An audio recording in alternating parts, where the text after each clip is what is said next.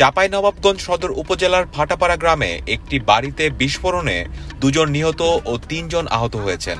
পুলিশের ধারণা, ককটেল বিস্ফোরণে এই হতাহতের ঘটনা ঘটেছে।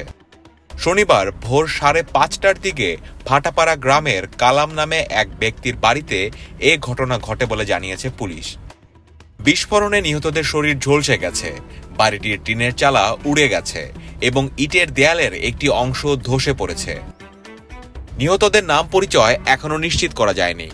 আহতরা হলেন ওই গ্রামের মোহাম্মদ মিনহাজ, বজলুর রহমান এবং ধুমি রানীহাটির গ্রামের মোহাম্মদ শুভ। তাদের উদ্ধার করে হাসপাতালে ভর্তি করা হয়েছে। চাঁপাইনবাবগঞ্জ সদর সার্কেলের অতিরিক্ত পুলিশ সুপার ইয়াসির আরাফাত বলেন, ভাটাপাড়া গ্রামের একটি বাড়িতে বিস্ফোরণে 2 জনের মরদেহ পড়ে আছে।